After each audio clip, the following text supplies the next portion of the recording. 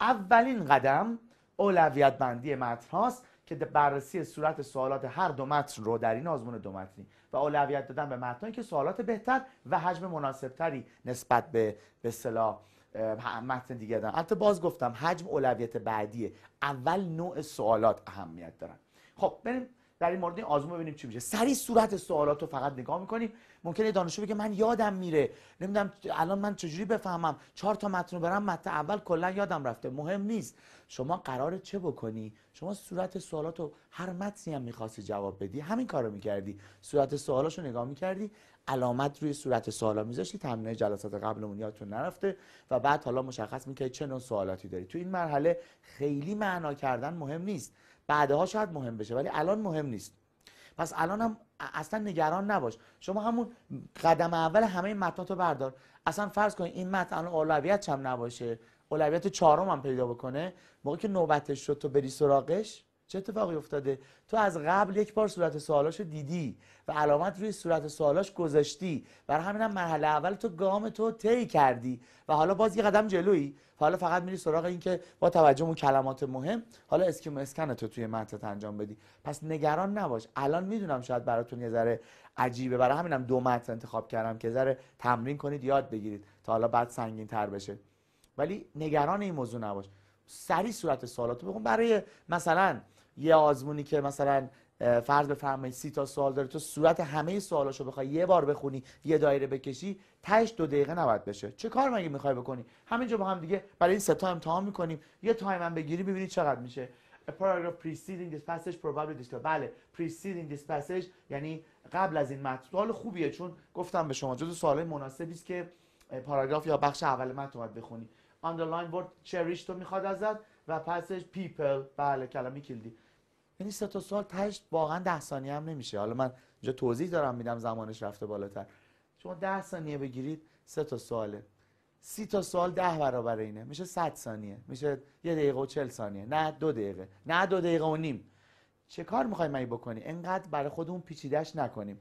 صورت سوالا رو نگاه میکنیم. ما الان در مرحله اینی ببینیم هر متنی چقدر ارزش پاسخگویی داره. شاید همین ابتدای قضیه بتونیم حتی بگیم مثلا متن مثلا 4م اگر مثلا آزمونمون 6 متنی بود، بگیم مثلا متن 4مون خوب نیست اصلا نمیخوام بزنمش، انقدر سوالاش گنده و حجیم و مفهومی ان که اصلا متن 4 رو عطاشو به لقاش بخشیدم، تایمشو تقسیم میکنم بین متنای دیگه. اینا همه تمرین لازم داره دوستان عزیز، بهش توجه کنید. پس ما سریع صورت سوالاتو میخونیم.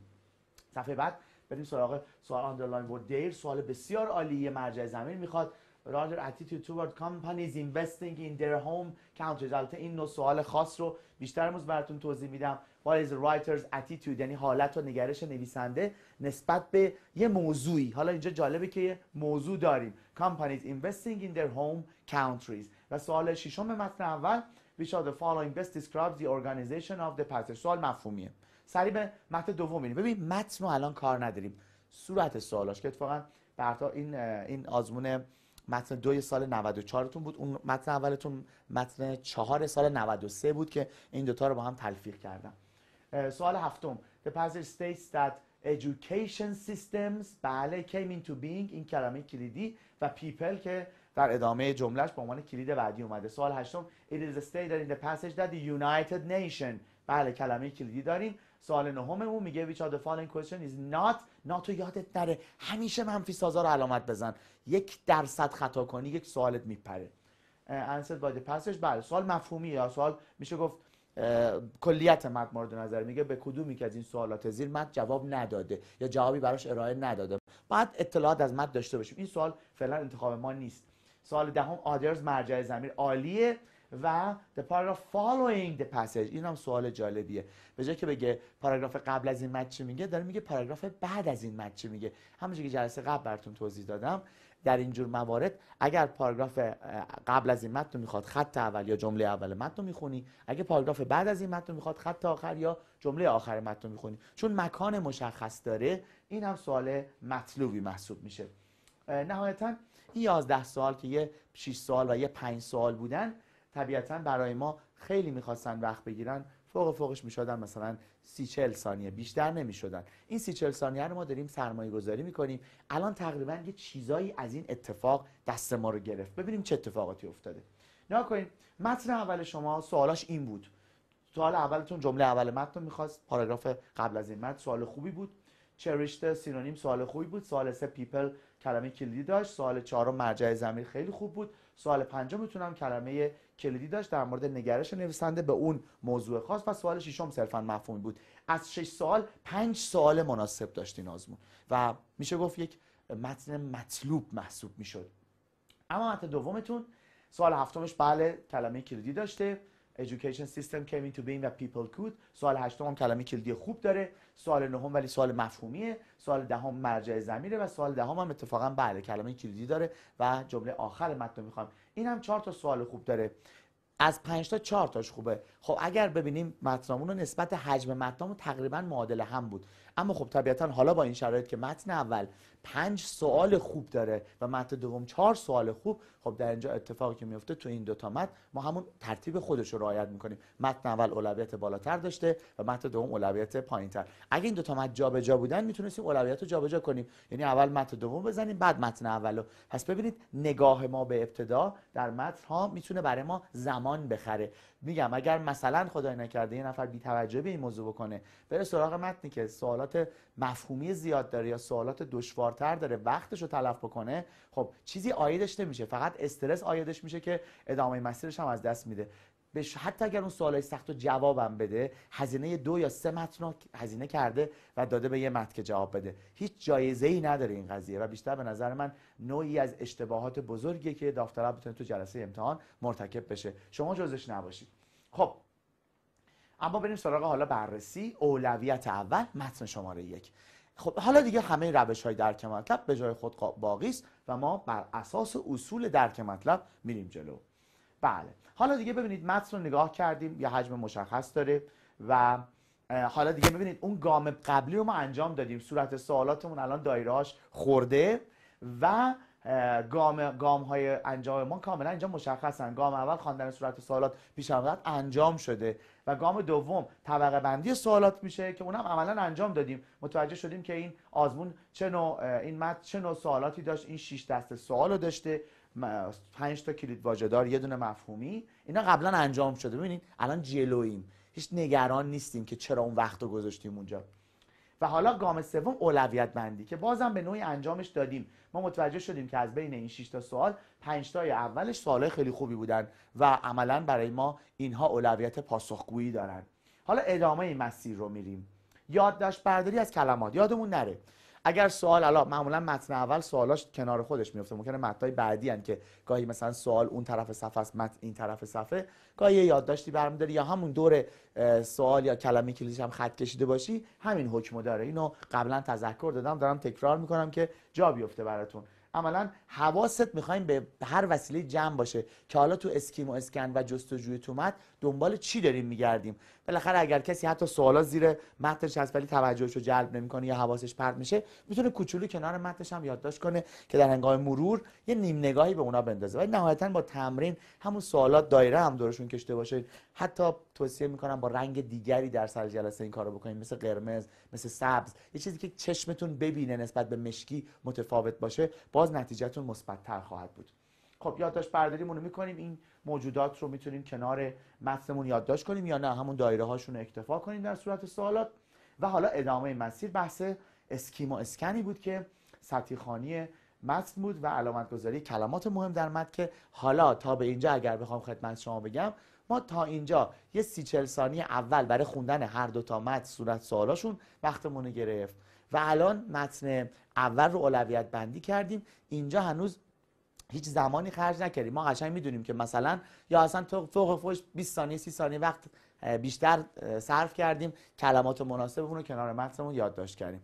تمرین خوشنویسی هم که نمیخواید بکنید که بگین طول میکشه. یه بنویس شماره 1 این، شماره 2 این، شماره 3 این، سریع فقط جلو چشت باشه دنبال چی داری میگردی. تا الان خیلی صرف شده باشه 1 دقیقه و نیم برای این آزمون دو متنی صرف شده. شما الان به این مرحله رسیدید. به این مرحله رسید که حالا متن اول رو اسکیم و اسکن بکنید با کلمات کلیدی که میدونستیم دنبال چیا داریم میگردیم. باز این کار رو دوستان عزیز هر چی تمرین کنی کمه. باز میگم خواندن واژه به واژه اینها خیلی اهمیتی نداره فقط مهم اینه که از کنار چشمت درست عبور بکنن، کلمات مورد نظر از زیر چشمت در نرن. با این کار دایره های خوبت کشیده میشن، مکان های مهمتر در متن مشخص میشن و از همه مهمتر جاهایی که اصلا سوالی ازشون نیامده یا دایره خورده نمیشه، خب طبیعیه اونجا خیلی مورد پرسش نبوده و میتونیم با خیال راحت تری به بقیه جاهای متن برسیم. با هم دیگه میریم جلو. یعنی میشه میمورایز دو تو stubbornness. بله اون یادتون باشه آزمون ما تو این آزمون جمله اول یا خط اول متن مهم بود براشون. سوال اول گفته بود پاراگراف پیش از این متن چیه، پس به هر حال جمله اول دایره‌مون رو میکشیم.